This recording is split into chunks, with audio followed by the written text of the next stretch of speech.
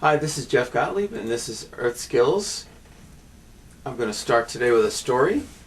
This is our show about connection to nature and homesteading and living closer to the earth and understanding our place in it. Today I'll start with a story that I wrote a whole bunch of years ago. I don't think I could say I write stories. I think they appear in my head and demand to be written down, so I do it. So.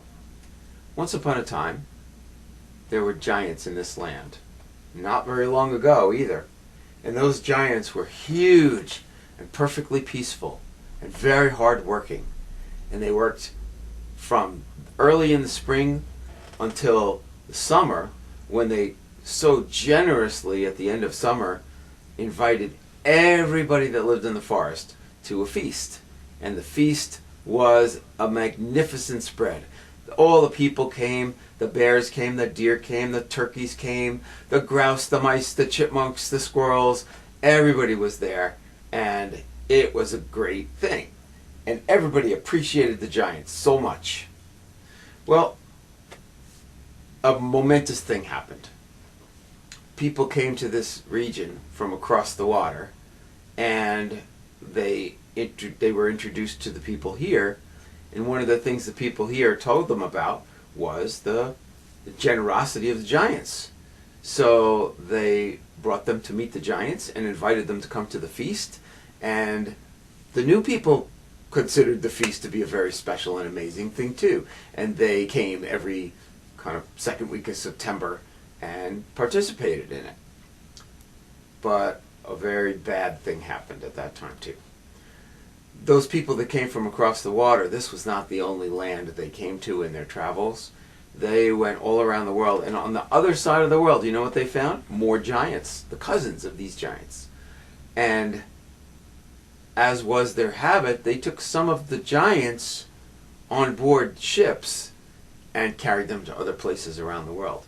And when those giants met their cousins here, a catastrophe happened. Those giants were sick. They had a disease that didn't hurt them very much, but they had it and they couldn't get rid of it. But when these giants got it, it just knocked them down. Killed millions of them. They couldn't get up. They couldn't work. They couldn't throw the feast anymore. The people were suffering. The animals were suffering. It was absolutely horrible. And over the years, whenever a giant would try to get up and try to start working and try to start collecting materials, the disease would attack him and knock him back down again. And to this day, scientists are trying very hard to understand the disease well enough and see what could be done about it so that we could have those giants in the forest with their generosity and their bounty, inviting us to those feasts again. And that's the story of the American chestnut. And the American chestnut was the third most common tree on any and all ridges from Georgia to Maine and out to the Great Lakes. It was an incredibly abundant tree, huge tree, over 100 feet tall. And I mean, so big around it took several people holding hands to get around a tree. And when fall came, one tree could drop 300 pounds of nuts. 300 pounds of nuts. People used to go out into the forest with shovels and wheelbarrows and fill cart after cart after cart and haul them back down and use them in all kinds of recipes and also sell them. So when if you walked in the streets in New York City and you bought roasted chestnuts around Thanksgiving or something like that, well, guess where they came from? They came from the mountains here and in other places.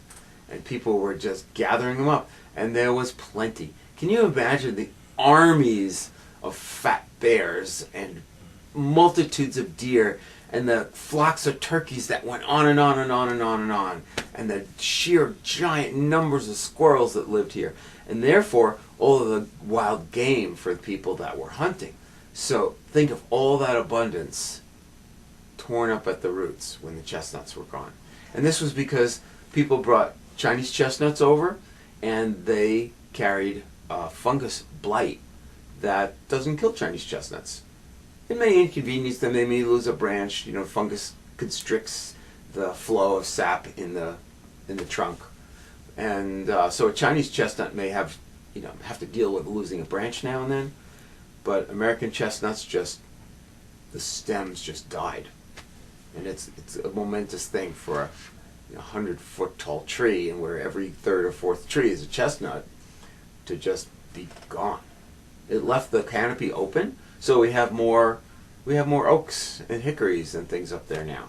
So nature does try to fill in the hole, but nothing could really fill the hole of chestnuts.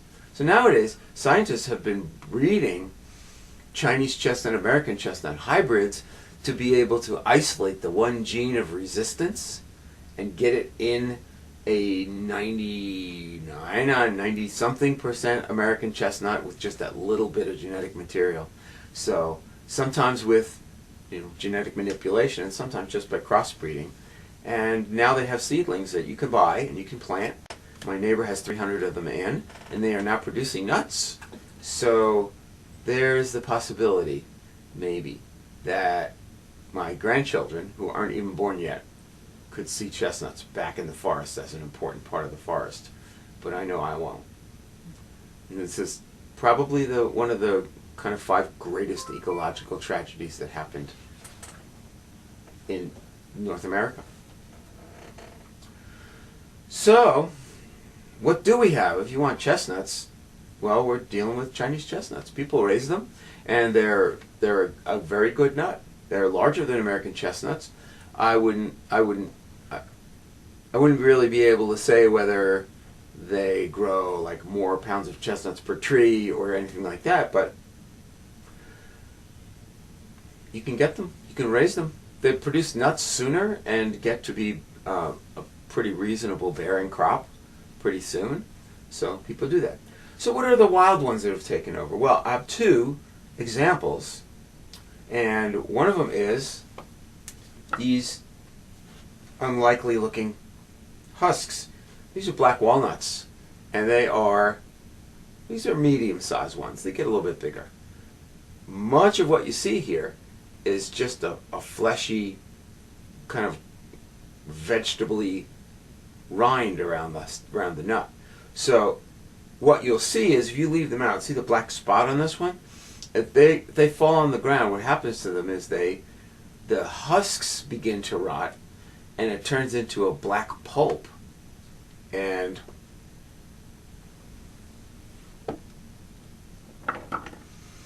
this is some of that rotten husk pulp dried onto a nut. And the husks, that black color, is a very potent dye. So people would collect the husks and put them in water and boil them and boil them and boil them and boil them until the water is opaque, dark brown, almost black. And you can use that to dye clothing, wool, yarn, even fur trappers who are using steel traps would let a patina of rust grow on the steel and then dip it in a dye bath of black walnut and other things, and that way the traps won't be like shiny silver or rusty and able to rust more. They'll be stained and they'll be stable. So black walnut hulls. The hulls are also medicinal. They are fungicidal, so if you treat athlete's foot or ringworm with a tincture of black walnut, it will actually kill fungus in you. It's pretty powerful stuff. You wouldn't want to drink a glass of this just to say, well, it's good for you. It's rough stuff. Like many medications, the dosage is extremely important. The other thing black walnuts can do is they can expel internal parasites, worms and things like that.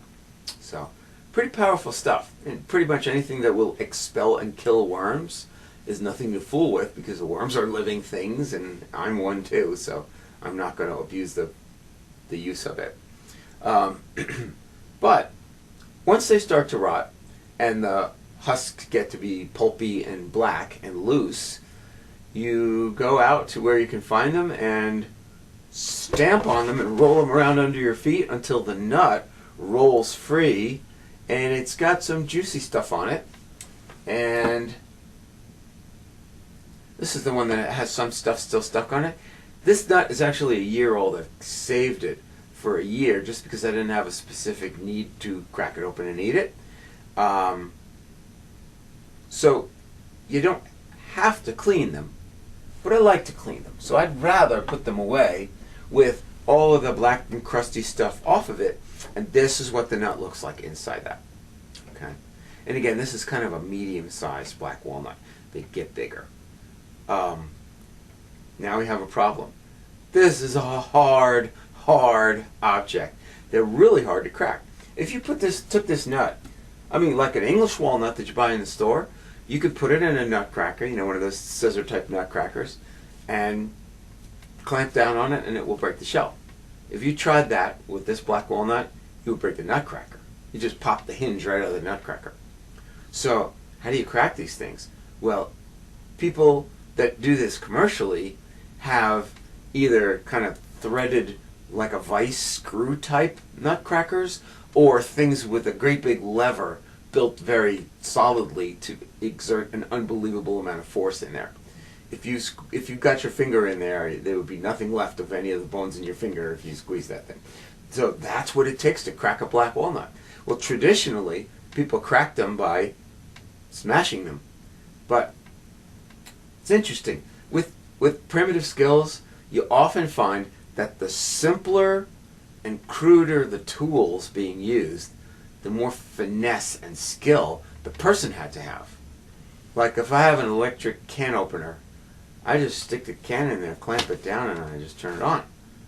But, you know, otherwise it's tricky to use a mechanical can opener that you use with your fingers. And imagine, yeah, okay, so you don't have to imagine, I'm going to show you. Here's the kind of primitive ways to go about this. I took this sandstone and I took a kind of a hard pointed rock and I just hit the one spot and wore out a depression in here big enough to sit a nut. This one's actually a small hole and it's designed for another kind of nut that I'll show you in a minute. So let's try it with a piece of wood. I carved these out of a piece of white oak, and white oak is a very hard wood. So this nut sits nicely in the hole, and I'm going to have to hit it. Well, here's my favorite nut cracking hammer. It is a hard stone, and it's longer than it is wide, so it feels like I can swing it like a hammer. And I'm gonna crack this nut. The actual material of the shell itself is so hard, it's like harder than almost any kind of wood in the world. It is so hard that people crush it into small particles and use it in sandblasting equipment to remove rust off metal. It will, you know, crush the rust and tear it away without scarring the metal. So, pretty amazing. Alright, so this is a year-old walnut. I've saved it. I have no fresh ones. These are the fresh ones, and they're not ready yet. Oh, a side note. When you're crushing and working with pulpy outsides of black walnuts, they will stain your hands dark brown. So if you don't want that to happen, the best way to do that is either wear rubber gloves or pick up the nuts gingerly and put them right in a bucket of water. You know, like smash them under your feet, roll them under your feet, put them right in a bucket of water and process them underwater. And then they're not concentrated enough to stain your hands anymore. So. Alright, ready for this?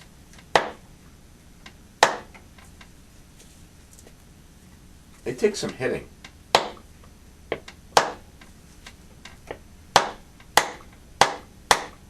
Okay, I started it. Now, the fine art of doing this is to exert enough force to crack the shell, but not so much force that you turn the nut meat into smithereens. There's a technical term for you. Smithereens. You don't want smithereens. So, I'm looking in here and I see that this year-old nut is perfect. It's got, you know, kind of a golden skin and a creamy off-white nut meat. This is great. This is a perfect nut. How about that? I didn't have an expectation that it would be perfect. I thought, well, some of them will probably be good, and some of them will not. Now, another problem is just because you crack the shell doesn't mean you possess the food, because it's in these little convoluted chambers inside the nut, and you have to get it out. Now, it would be better if I got it out carefully with some sort of a pick. I could put it back in the mortar and smash it again to get more access, but that's when I'm liable to end up with smithereens. So there's the first pieces of nut meat, and they have a wonderful, almost floral aroma. They're really delicious. That's great. They're amazing in cookies, any kind of baking, in pesto. Dang, that's a good nut. Sweet and delicious. So I'm going to re-crack this. Oh, that was perfect. Everything just kind of unlocked, and all the little chambers broke enough that the piece fell out. See, there's holes and it's gone.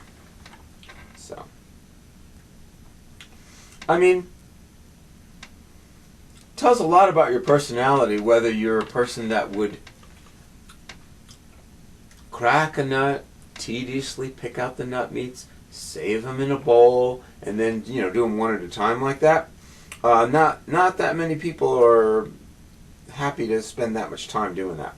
I'm going to save these. I am a person that would be very happy just sitting and picking at nuts and getting the goodies and saving them, and I love that. Now, while I'm doing that, I probably am going to put every third piece in my mouth. You know, when I pick blueberries, it's one for the basket, two for the basket, one for me. So, black walnuts. Another thing about black walnuts that a lot of people don't know is that the trees themselves can be tapped for sap for making syrup. So as you can make maple syrup, you can make black walnut syrup. And black walnut syrup is unbelievably good. The sap is as concentrated with sugar as maples, but you get less. A maple will give you a gallon of sap per day. A walnut tree will give you maybe a third of a gallon at best. So you're going to end up making less syrup overall just because you have less material to work with. Still about 35 or 40 to 1 water to syrup. So, black walnuts, they're yummy. Make cookies. Or just eat them. Very versatile once you pick them, once you get them out. Now, nuts like this, black walnuts, hickory nuts, other kinds of nuts, there are people out there trying to come up with ways to mechanize and standardize the processing, because it's really a pain in the neck to do it by hand. So, if you have a great big crop of black walnuts and you would like some nut meats, there are organizations that invest in all the equipment, and you bring them your big sack of black walnuts, and they return to you most of your crop shelled, and they keep a percentage, and they sell that percentage, and that's how they make money. So, I think actually there's a group in Asheville called the Nutty Buddy Collective, and that's what they do. They will process nuts for you and return you back the nut meats. I imagine, depending on what equipment they've got recently, they could produce flour from other kinds of nuts as well. You know, mill it into different forms. It's simple enough. I mean, we know how to take grain and make flour out of it. Okay, so black walnuts. They're wild. I'm happy to see black walnuts getting reseeded by squirrels and there being more and more black walnut trees. That wasn't the case around World War I, let's say. They were decimated because they were cut, because the wood is so beautiful, for gun stocks for the military in World War I. So a lot of the best The best standard issue military weapons had a stock made of black walnut wood. So they were a fairly uncommon tree there for a while. And in inaccessible wild places, black walnuts are still fairly uncommon. But, people plant a few of them in their yards and the squirrels take care of the rest. So the squirrels have a great relationship with black walnut trees. See, though, the squirrels don't injure the tree, they just want to eat nuts. And squirrels will take the nuts, and of course they'll have to eat every day, so they'll eat as many of them as they're hungry for, and they'll bury the rest. Now, squirrel does not, it's an old wives' tale that squirrels remember where they put every nut. They don't. They just put them. They dig a hole, stick them in there, tamp it down. That's it. When they want nuts later, they can smell them. So they sniff them out, dig them up, and eat them. But what about the years when the tree grows a giant crop of nuts? So a squirrel could bury 400 nuts and only be hungry for 200 nuts? That means there are now 200 nuts planted. So you get enough nut trees and enough squirrels, and you could plant an entire forest in no time at all. It's a pretty cool system. In the years when they aren't producing very much, the squirrels probably eat all of them. In which case, that's not a year that any baby trees grow. So you'll see, if you look at young trees that are, of a certain age, you'll see that all the young trees are the same number of years old. Why? Because that was a year that it was a good time to sprout nuts. So, yeah, black walnuts. The other native nut that's very common and available is hickory nuts. And these are mocker nut hickory. And again, these come off the tree green, and these have changed color because they're aging. And unlike the black walnuts, the hickory nuts have kind of seams on which they split. And they eventually shed their husks. So the husk comes off in 1, 2, 3, 4 pieces? 5 pieces? Depends, I think.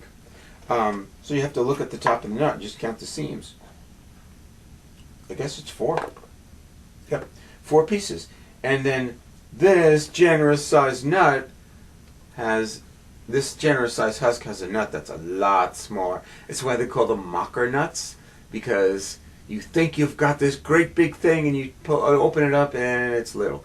And this is not even as pronounced as some of the other ones where the husks are giant and the nut is tiny.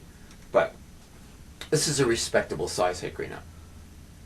Now, black walnuts have a fairly strong flavor, and they're not as delicious in everything, but hickory nuts are sweet and really delicious and kind of a milder flavor, and they're good in everything. Actually, there are many species of hickories, and pecans are one of them.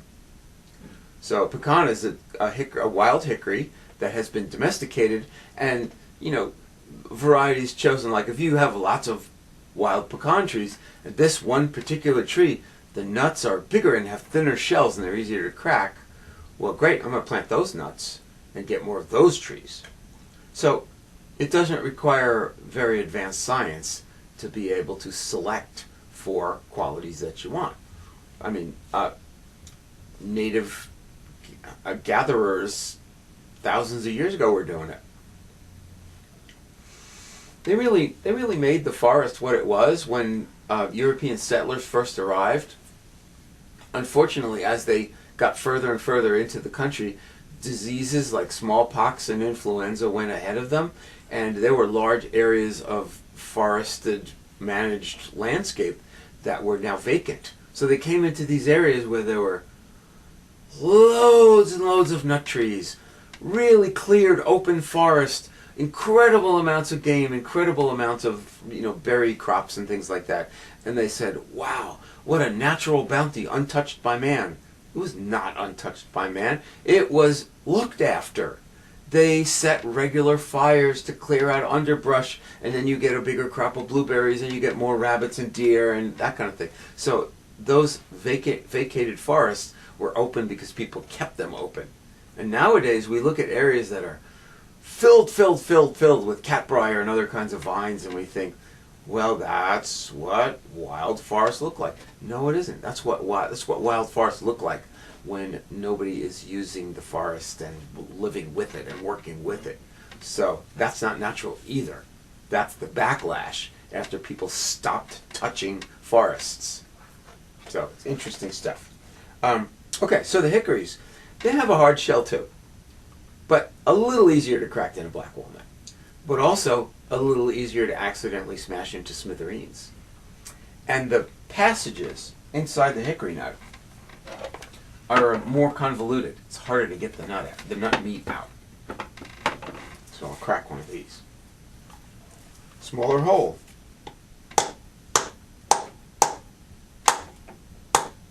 Now, what I'm doing when I'm hitting it is I'm being careful with the exact force of my blow. So I'm hitting it, hoping that a light blow would do it. Then I'm trying to hit it very, very slightly harder, very, very slightly harder. It's tricky to get good at it. It takes practice. Oh, there we go. Okay. All right. Well, this particular nut is not full of meat, but you can see the passages in there. They're very small. So what that means is getting the nut meats out of there can be very fine, small work. I usually work with a very narrow pick. Like the awl on my Swiss Army knife is great that way. And it looks like this. It's kind of pointy. It's got kind of winged edges so that it could ream out a hole, but it's good for sticking in the little passage and prying out the tiny little piece of nut. So anyway, it's a good tool, and I always carry it, so I can make use of it. So hickory nuts. I find that the hickory nuts have more of a chance to have nothing in them. You know, if I gather up 100 nuts from the same tree, and one tree is different from another tree, it may be a question of pollination. It may be a question that there's an insect that gets in them when they're green and basically eats up all the good stuff. Or maybe that insect wouldn't do much, but it introduces a fungus that then eats up the nut meat. So, you know, you gather up a whole lot of hickory nuts and think, yay, I got lots of delicious nuts. And you crack them all open, and then not that many of them are food. So, it's one of those things. So I'd like to crack one and show you a good one. I have one.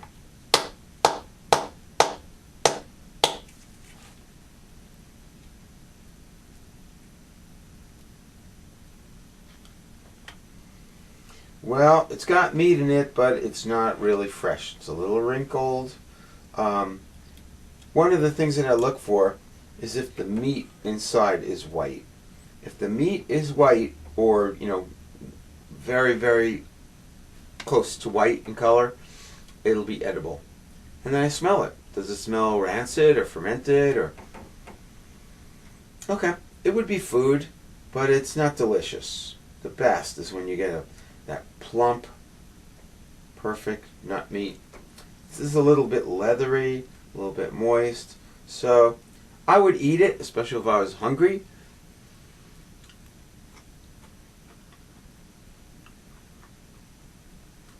It's good. It's good. So I was able to reach some of it just because of the luck of where it cracked. You know, if you crack it in one direction, you're forced to pick through partitions. You crack it a different direction, you crack it so that there are openings to all of those spaces. So, you know, the hickory nuts are really tedious. So one of the things people used to do with them was to, on purpose, smash them to smithereens. Maybe not smithereens, but really break them up so that you would not find nice large pieces of nuts in there. And then put them in water and boil them. And the nut meat is oily and the husk is pretty dense. So the husk, not the husk, the shell.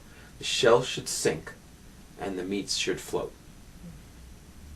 Unless you haven't got the meats to completely separate from the shell piece, then the whole thing might stay on the bottom.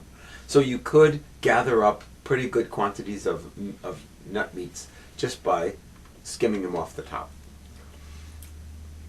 So that's one way. And another way is to carry that a step further and go ahead and smash them to smithereens and then boil them and boil them and boil them and boil them and boil them until not only have any pieces floated, but all the oils and the flavors have gone into the water and made a nut broth, which is delicious and incredible as a vegetable soup base or something like that. Or you just drink it. It is so delicious.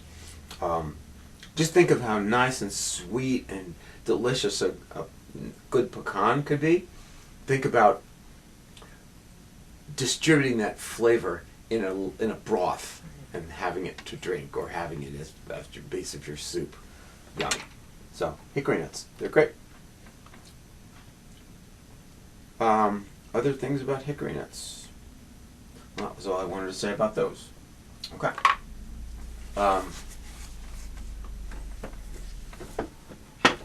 There's one more nut I have with me that is native, but not really widespread anymore. There is a blight that is attacking them. And they were never found everywhere. They're a little fussy about exactly what conditions they like to grow in, and that's hazelnuts, American hazel. And American hazel is a shrub, not a tree. It grows maybe 10 feet tall, depending. There are varieties. And when you buy hazelnuts in the store, you're probably not getting American varieties of hazels. You're probably getting Europeans, and we call those filberts. So, the hazelnut comes ripe more in late August. And they come in this kind of frilly husk that holds the nut, and it's got this ruffled kind of flared edge, and you just kind of pry them open and take the nut out. So that's the space the nut was in. And this is the nut. Now, these American hazels that I'm raising, my friend Oscar Brown is trying to develop varieties of American hazel that are both resistant to blight and produce large, delicious nuts that keep well. So, he's got his work cut out for him, because he's got several different sources of bushes. He's got them growing. He's got to wait until they produce fruit, then take the nuts, evaluate whether they did a good job, eliminate the ones that get blighted, and say, okay, well, that variety, he's keeping records, that variety isn't doing well, it's not suitable, and maybe crossbreed two varieties, one of which is resistant to blight and one of which has really good nut production. So these are small, but I roasted some and I ate them. They're delicious. They're hazelnuts. It's another really nicely flavored nut, and we can buy them and try them. So we can taste chestnuts that are very similar to the American chestnuts, not exactly, and we can taste hazelnuts that are very similar to American hazelnuts, but not exactly. So there are things we can participate in. Oh, look, I didn't open this one. This one still has the nut in it. So that's a hazelnut. And they're good. I mean, once they're roasted, the shell is kind of hard, so you have to just gently crack them. It's a thinner shell. And yummy. I mean, who doesn't like hazelnuts? I mean, people use hazelnut flavor to enrich the flavor of coffee. It's good stuff. So, what else have I got? Well, what do you do with the chestnuts? Well, first of all, this is the husk of the chestnut. And I have to give you a caution here. This particular husk is very prickly, and the prickles are quite dense, and it opens to a 4-part husk. There is another group of trees that produces a prickly husk that has a shiny brown seed. Let's see, here they are. These are the raw ones. So they fall out of the husk, and they're kind of reddish brown like that, chestnut colored. If there are multiple ones in there, some of them have flat sides so they fit. If you have one major nut in the middle, it'll be round. You know, sometimes you'll have one round one and a couple of little slips that meant to grow into nuts and never did. So if you see round chestnuts, that means there was only one in there. And the flat ones means there was more than one. So these are very prickly, and you might want to pick them up with leather gloves. But I have calloused fingertips, so I can pick them up and they're not going to stab me. But what I really wanted to say that was a caution was that the other group of trees that have a prickly husk and a bright, shiny chestnut-colored nut are what we call horse chestnuts, and they're in the buckeye family. And if you know about buckeyes, you cannot eat buckeyes. They're quite toxic. They're very high in tannins. You can't digest them. They'll hurt you. So make sure that if you are picking up husks and saying, "Yay, I've got chestnuts," make sure that the prickles are extremely dense. They open in 4 parts, and the nut is not completely round with a small callus at the bottom, but some of them are flat-sided. And if you look at the leaves, you can tell. The chestnuts, all the true chestnuts, American chestnut and Chinese chestnut, have what we call a simple leaf. In other words, if you look at the twig, the petiole, the little leaf stem, has 1 leaf on it. If you look at the horse chestnuts, it has a palmate, 5 or 7 leaflets. So the leaves really look different if you stop to think about it. Is it a simple leaf, just 1 leaf per petiole, or is it a 5-part? So that's the real chestnut. Don't eat the imposter. Squirrels can, you can't. All right. So I roasted these chestnuts this morning, and I am going to tell you how to turn them into food. When you get a shiny chestnut like that, you can't just eat it. You can't even just crack it because the shell is a little more leathery than it is hard. So what you do is, and if you were to take that nut and just put it on a tray, put it in the oven, it would explode because that is a sealed container, that leathery skin around it. So what you have to do is cut into it. So I like to cut into it so that when the thing finishes cooking, I can just grab the pieces around the cut and pull it off. So I make an X. I'll take a really sharp knife, and I'll just take the nut, and I'll slice in one way, turn it, slice in another way, and then I'll put them in the oven. Or roast them by the fire. That works just as well. Set them right next to your wood stove, or even put them on your wood stove and just roll them around every now and then. And the cuts will spread wide open like that. You know, the 4 parts of the cut, they will curl and lift away, and then you will end up seeing the bright yellow meat inside. You just crack it, pull it away, and that's a good nut. If you open it up and it's mostly brown, it's probably not good. But if it's pretty good and bright yellow, it's good.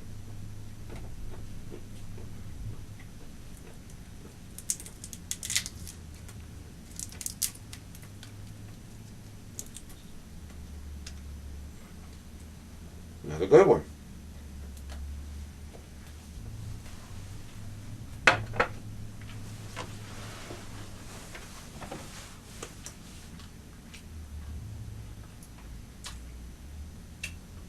Now, mostly,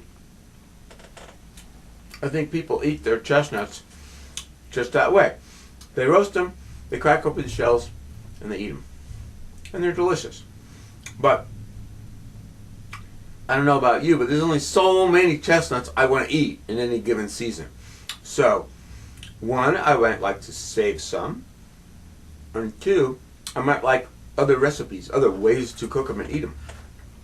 So one thing you can do with them that's really wonderful is just roast them enough that you can get the shells off of them, and then take the nuts that you pull out and simmer them either in soup broth or in the soup that you're cooking, or just in water, and they will soften and be, you know, just the right degree of chewy, like dumplings. They're delicious because they have a lot of natural sweetness. So you can do that, and you can cook them that way. A lot of people will cook them until this nut meat is pretty good and dry, and then they'll grind them up and create chestnut flour and use them in baking. And I have a friend who's Cherokee, and she was talking about how her mother taught her how to make chestnut bread, and she loves it. And I said, "Oh, could I have the recipe?" She says, "No, I can't give it to you." People are funny with the recipes. Like, nope, it's a family recipe. You don't let anybody else know what it is. It's like, okay. But I'm sure you could figure out your own recipe. It might not be a traditional recipe. It might not be, that lady's grandma's recipe. But you can just include it in various bread recipes, because different nuts have different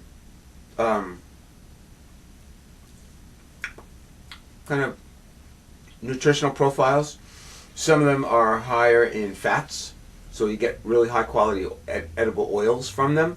Some of them, the chestnuts, are starchier, so they're kind of starchy and sweet, and some of them are very high in protein. So the last thing I want to say about the chestnuts was, what if you want to store them? You probably should not grind them and store them, but you can get them till they're like hard as marbles. You've got them really roasted and dried, and you haven't ground them, but you put them away dry. You could cook them and freeze them. You can also dry them, and I have bought them in cans. They grow them and can them in France, and they sell them canned. So yeah, so they can be stored, which is great, because when a big chestnut tree drops a lot of chestnuts, it's like, what am I going to do with all these? If you don't use them right away, you will see something that some people find very entertaining and some people find very disturbing, and that is that there are insects that have laid their eggs in the young, tender chestnuts before they're mature, and so when they fall, they're still kind of hard to detect, but in no time at all, they mature into these little white caterpillars that then pretty much eat up the whole inside of the chestnut and then bore a hole and get out. So if you leave them on the ground saying, "Oh, I'll get around to those," no, you won't. The caterpillar will get around to it first. So get them right away and process them right away, or else you're just sharing them with the caterpillars. If I open up a nut and a caterpillar has eaten half of it, I will clean it up and eat the other half. I don't mind. And I've even roasted the caterpillars. They're not horrible. They're cute little things. I've seen them in. But there's probably a species that's matched up to every kind of nut that has a tender shell. There's one that lives in hickories. There's quite a few that live in acorns. There's quite a few that live in chestnuts, and okay. So that brings us to acorns.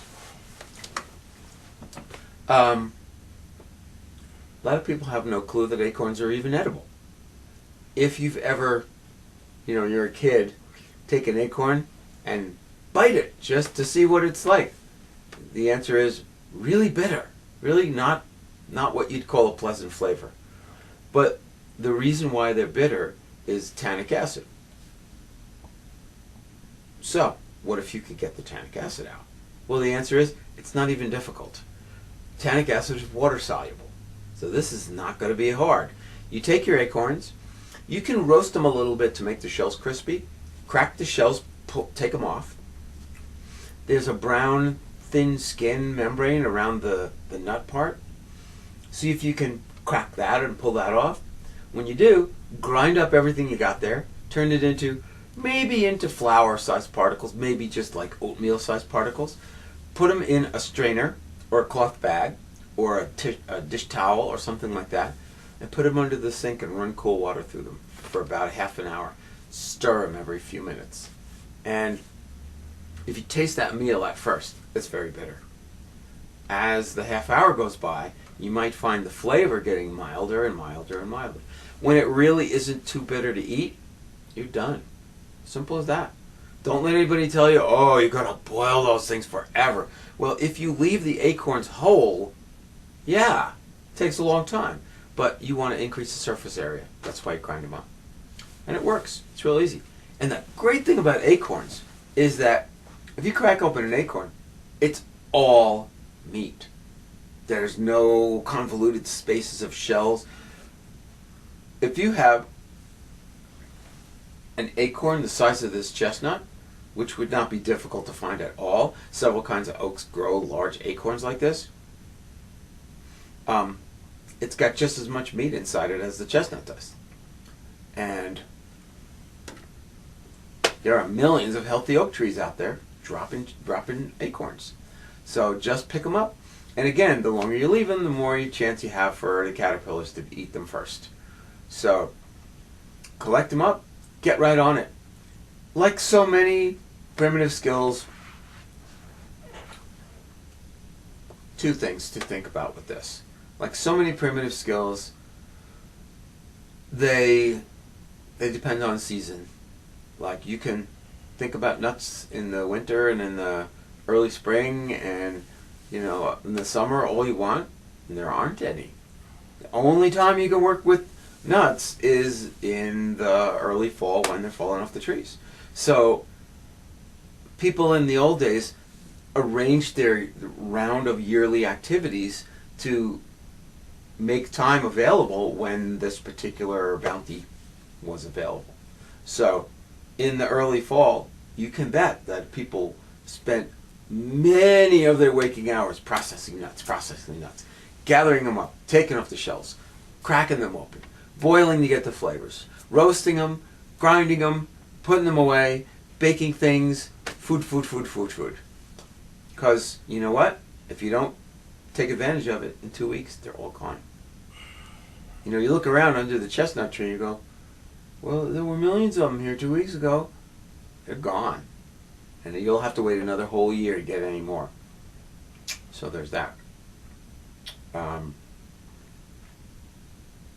that was the second of the two things I wanted to tell you about and wanted to kind of expand upon. Yeah. Well, that'll carry us through. Yeah. So I started to talk about the nutrition. You'll be using the different nuts for different types of foods and different nutritional qualities. The acorns are very high in protein, and they're low in fat, and they're low in carbohydrates. The chestnuts are higher in carbohydrates, so they're going to be sweeter, so they lend themselves better to baking. The hickory nuts and the walnuts are oilier, so you could even process them for oil. It's a different kind of a press. I think the Nutty Buddy Collective is looking into pressing hickory nuts for oil. An expert in wild foods that I have met on a couple of occasions, and I like his work very much, is Sam Thayer.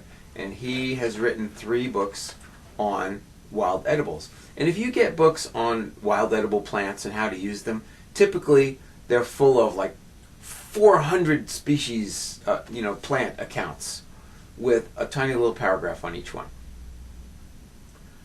That's not enough to know what to do.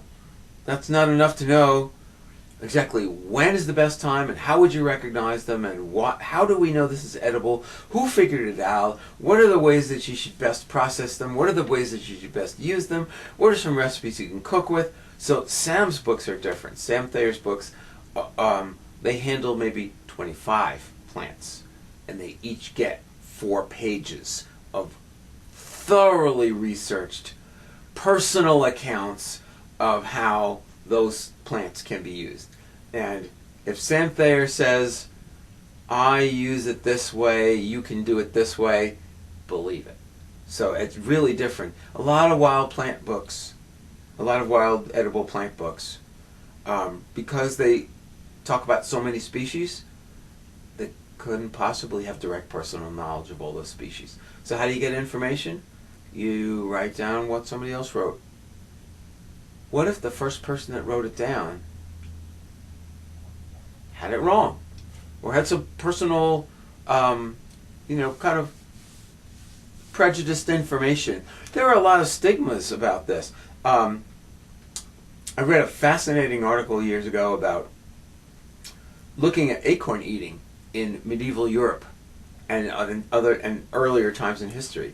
That they considered people that had a very strong base of of oaks and food from oak trees were very vigorous, unconquerable people that were thriving. And that there was even advice to military strategists to leave those people alone. They're acorn eaters. You can't beat them. That kind of thing. And that if we look at medieval Europe, where we had peasants that were starving, it's illegal to kill the king's deer. You couldn't make it illegal to pick up acorns, but you could stigmatize the process. So pretty clearly the word got out, oh, acorns are pig food. Civilized people don't eat acorns.